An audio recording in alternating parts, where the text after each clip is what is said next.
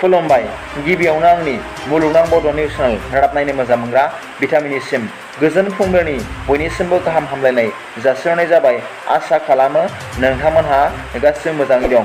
नोंथांमोननि थाखाय आं गोदान रादाब लाना फैलायबाय। अन्नानै भिडिअखौ स्किप खालामाजासे जोबजासिम नायलांदो। दिनै गोबां अखा हानायनि जाउनाव एसे बेकग्राउन्डनि साउन्डखौ उसुबिदा खोनादों, बेखायनो अन्नानै बयबो निमाहा होलायनानै बुजिलायो। जियानो जा, दिनैनि फुंबिलिनि मोननैसो गाहाय रादाबफोरा जाबाय। सेथियाव दं, मैया गाहाय मन्त्रि नरेन्द्र मदिआ 91थि मन की बात हाबाफारियाव जर'खायै हादोरनि नोगोरारिनिसिम बिबुंथि लाखियो। हादोरनि थाखाय उदांस्रि सोमावसारनायाव मुंख्लं जानाय उत्तम सिंहनिसिमबो सिबिनाय जासियो गाहाय मन्थ्रिया। मख'जाथावदि मैया मन की बात हाबाफारियाव बुङो दि उदांस्रिनि 75थि बोसोरा जोंनि थाखाय जोबोरैनो गोनांथि सान।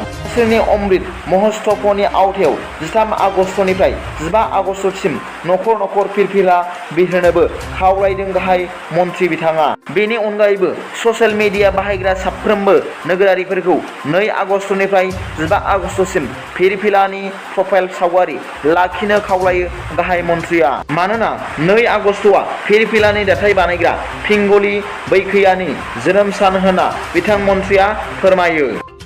नैथियाव दं, 14 नं चिरां दुवार BPF राजखान्थि हान्जा एक्जिकिउटिभ बडिनि गोख्रों सोद्रोमा सायखं बर'आ मैया UPPL राजखान्थि हान्जायाव हाबबाय होनना खौरां मोन्दों। मख'जाथावदि बिटिआरनि मावफुं सोद्रोमा रन्जित बसुमतारिया बिथांखौ गाहामैनो बरायो होनना रादाबाव फोरमायदों। थामथियाव दं, मैया आसामनि गिबि मन्त्रि मानगोनां डक्टर हिमन्त बिश्व शर्मा बिथाङा 2 फेजनि Covid-19 आव बिमा एबा बिफा जिउ गोमानांनाय सा 8 मावरिया गथ'फोरनो राङारि अनसुंथाइ होगोन होनना बिथाङा फोरमायदों।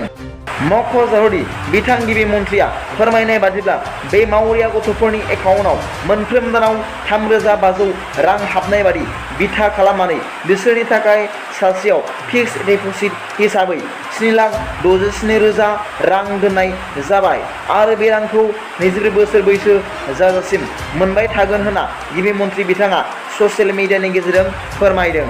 मख'जाथावदि बे सा 8 सायख'जानाय मावरिया गथ'फोरनि मुङा जाबाय फारि श्री मनजित बर', थासलिमा खातुन, श्री राजु चौहान, आनास आली, श्री पेगु, श्री शिबानी पेगु आरो श्री प्रियंका कलिता होनना रादाबनिफ्राय मिथिनो मोन्दों।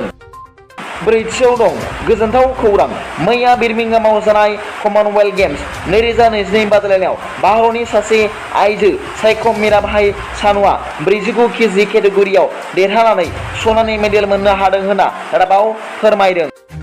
फुंबिलिनि मोननैसो रादाबफोरा दा बेखिनिमोन। सोरबाफोर आंनि चेनेलखौ दिनैसो गोदानै नायसनदोंब्ला अन्नानै साबस्क्राइब खालाम आरो बेल आइकनावबो थुनानै हो, जाहाथे आं गोदान रादाब फोसावबाय थायोब्ला नोंथांनियाव सिगांग्रो नटिफिकेसन सौहैयो। गाबोननि फुंबिलिनि रादाबाव नोंथांमोनखौ गोसो गोथारै आंनि चेनेलाव बरायहरनाय जाबाय। गोजोन्थों, एसेनोसै।